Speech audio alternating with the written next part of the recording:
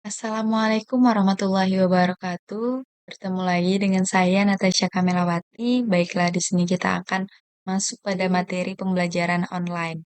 Nah, apa sih materi pembelajaran online?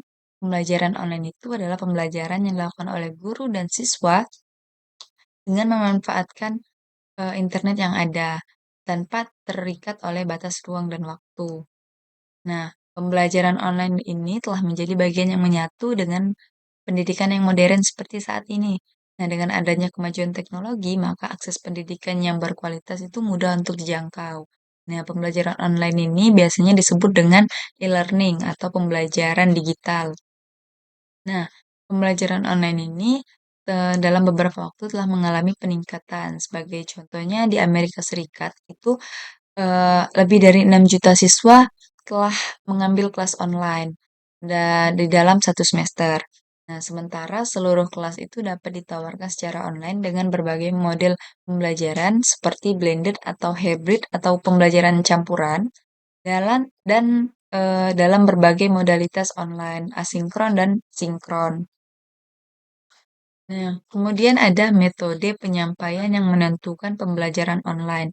Yang pertama itu asinkron pembelajaran online. Jadi asinkron itu adalah komunikasi yang dilakukan secara tidak langsung melalui media perantara, sehingga siswa itu dapat belajar di mana saja dan kapan saja.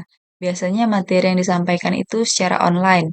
Nah, tidak ada pertemuan secara tatap muka dalam satu waktu. Kemudian ada sinkron pembelajaran online, yaitu komunikasi yang dilakukan secara langsung dalam satu waktu. Nah, biasanya materi itu disampaikan secara online dalam satu waktu, eh, tapi siswa itu dapat mengikuti di mana saja.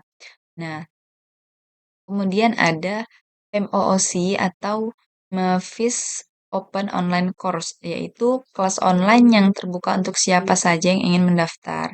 Nah, biasanya siswanya itu tidak terbatas. Kemudian siswa tersebut dapat mengakses materi itu tanpa biaya ataupun biasanya biayanya itu sedikit saat meminta sertifikat.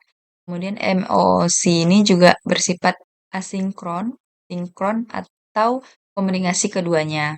Nah, kemudian ada hybrid atau campuran, yaitu pembelajaran yang dilakukan dengan mengkombinasi antara pembelajaran tatap muka dan pembelajaran online. Nah, tapi sebagian mata pelajaran itu disampaikan secara online. Selanjutnya itu ada eh, pembelajaran yang disempurnakan oleh web. Nah, yaitu pembelajaran tatap muka di kelas, akan tetapi dengan beberapa instruksi yang perlu ditingkatkan dengan teknologi.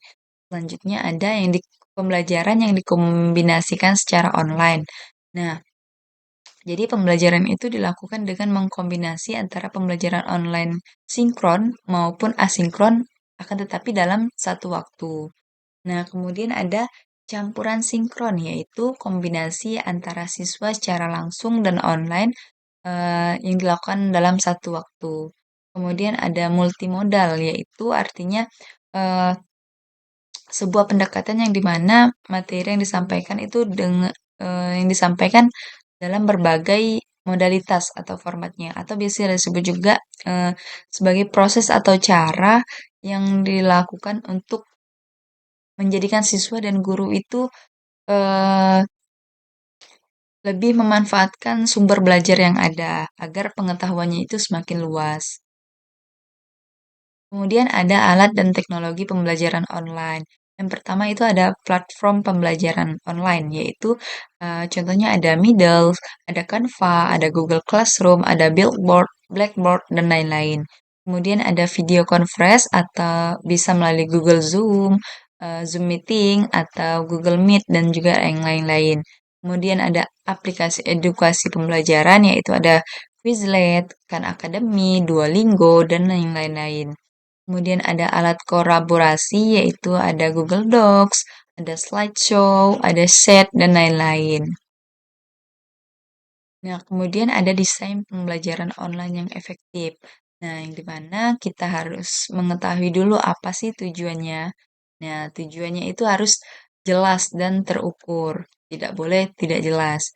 Kemudian konten atau materi yang disampaikan itu haruslah materi yang relevan atau materi yang menarik dan mudah dipahami oleh siswa sehingga siswa itu tidak merasa bosan. Nah, kemudian ada aktivitas.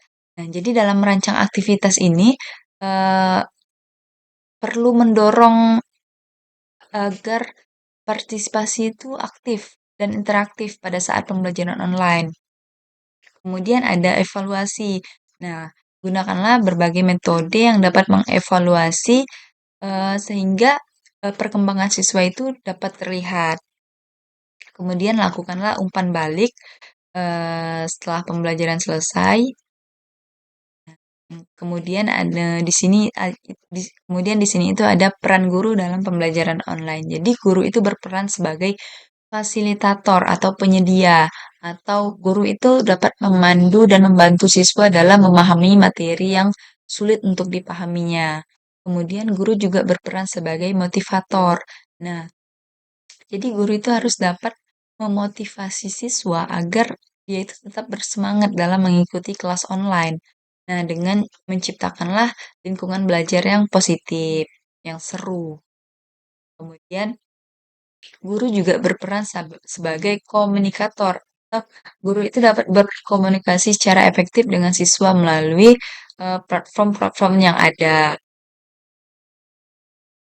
Nah, kemudian di sini ada keterlibatan siswa dalam pembelajaran online.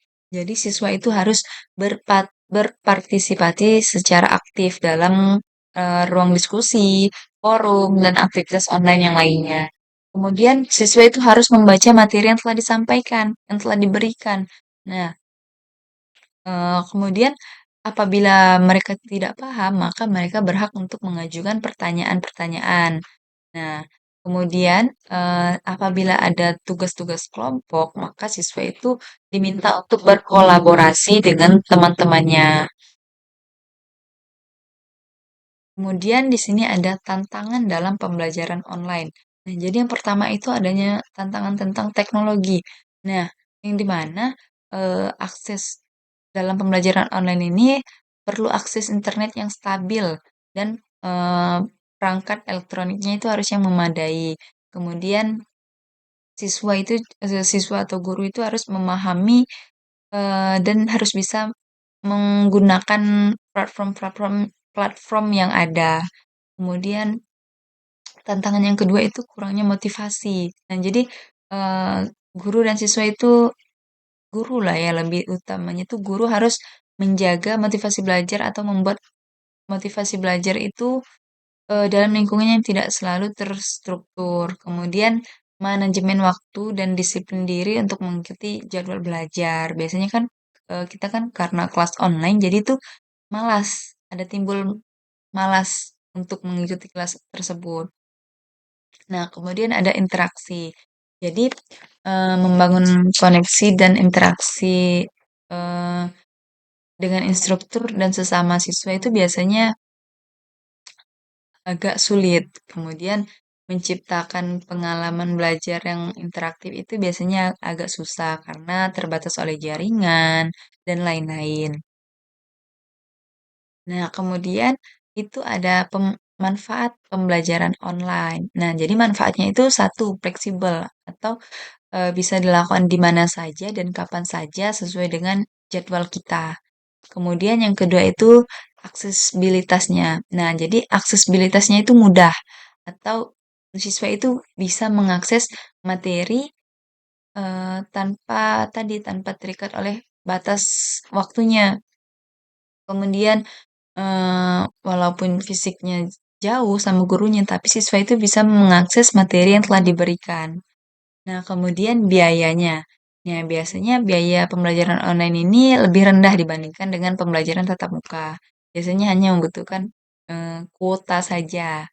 Nah, kemudian materi. Nah, materi yang diakses ini dapat beragam, seperti pembelajaran bisa dari YouTube atau dari Google atau dari mana saja. Nah, mungkin sekian hanya itu yang dapat saya sampaikan. Kurang lebihnya mohon maaf. Bila topik wal hidayah. Wassalamualaikum warahmatullahi wabarakatuh.